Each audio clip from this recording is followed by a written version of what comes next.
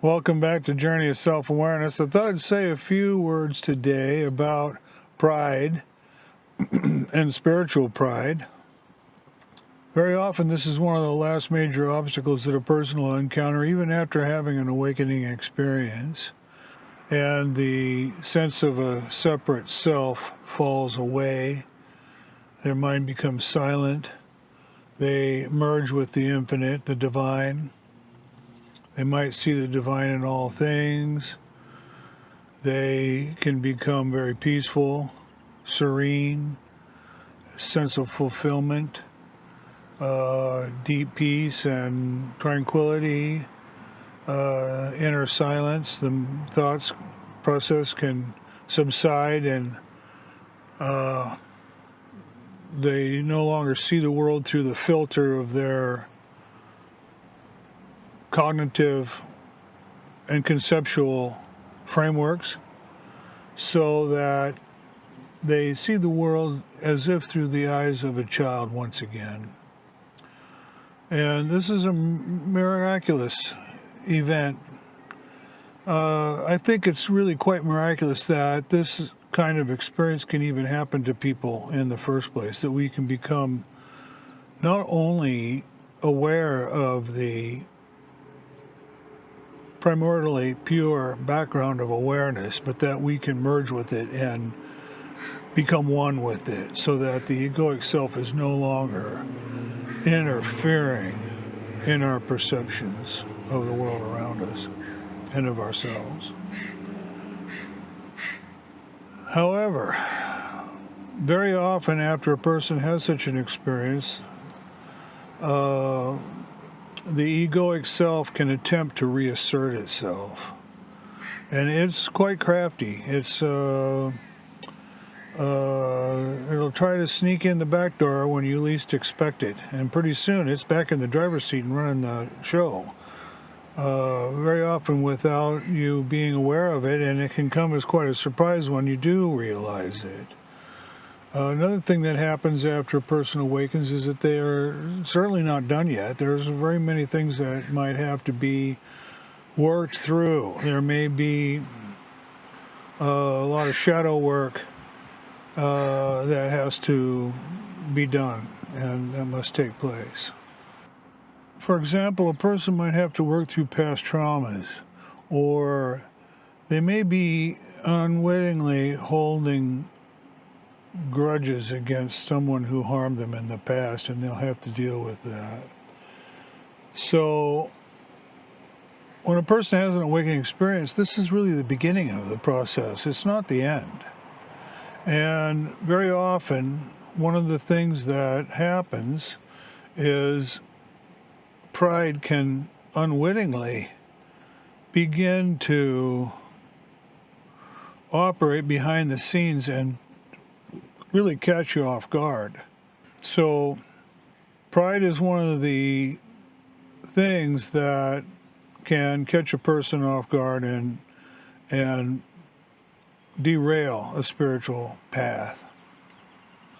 I say that pride is one of the final obstacles because it's one of the last ways after an awakening experience that the egoic self can attempt to reassert itself.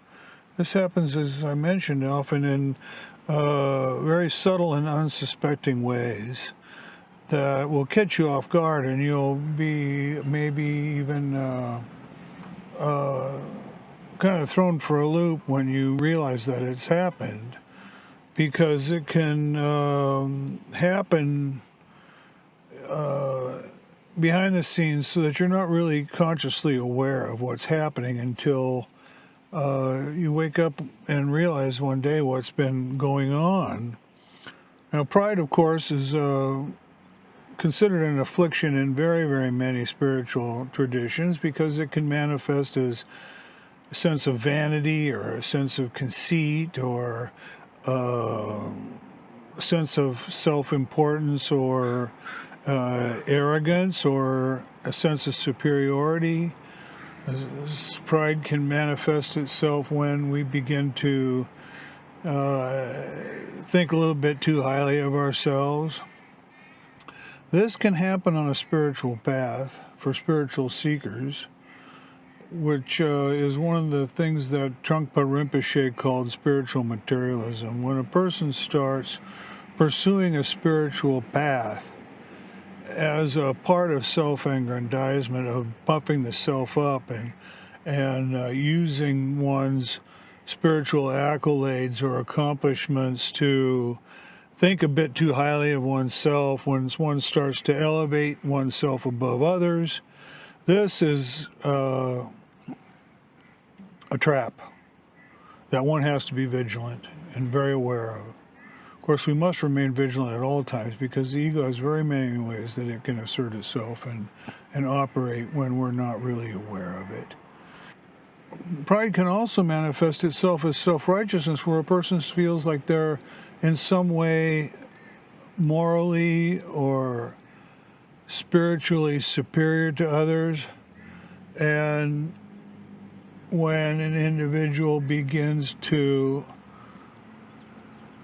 look down their nose at others, comparing themselves with others, this is also another dangerous pitfall that we have to be aware of and keep in mind as we progress on a spiritual path. Of course, this sort of judgmental attitude, when you compare yourself with others, not only reinforces a sense of a separate self, but it blocks our ability to be compassionate toward others and loving and kind to others, which is of the utmost importance. Another thing that's worth mentioning about pride is that the ego can base pride on any number of circumstances or any number of factors, career accomplishments or one's own knowledge, intellectual achievements. There's so many bases for pride to manifest itself that it's a multifaceted emotion that can find its footing in so many areas of our lives, that it's another reason that we need to be particularly vigilant. People can even become obsessed with their own material success or their wealth or their possessions or their physical appearance or their athletic abilities, or so many things that we just have to remain vigilant. It always pays to remain very vigilant. Needless to say, pride can lead to many blinders on a spiritual path, and it can operate so subtly at the level beneath our conscious awareness that we have to be ever vigilant. We have to pay very close attention, because it's very subtle. It can be very subtle, and you may not notice what's happening until maybe well long after the fact, and it'll just come to you suddenly like an awakening, and you'll realize what's been happening. And then, of course, it's easy for a person to get down on themselves or to wallow in pity or whatever emotion might come to the fore. But these are usually, almost always, other additional attempts that the ego is using to sustain itself and to maintain the sense of a separate self. So in the next video now, we're going to want to discuss very many ways that we can counter or overcome pride when we recognize it operating in our lives. And I just wanted to bring this video up because pride was one of the emotions that surfaced several months after my initial awakening back in 2010. And it caught me off guard, and at first, of course, I was surprised, yes, but also really quite taken aback and even amazed at the subtle ways in which the ego is operating to sustain itself without me even being aware of it. This is the danger. So if this happens to you, I would urge you to please watch the next video in this little mini-series. There's going to be 2 videos about pride. This one is kind of laying the groundwork and covering all the bases as to what it is and how it operates, and then we're going to talk next time about what to do about it.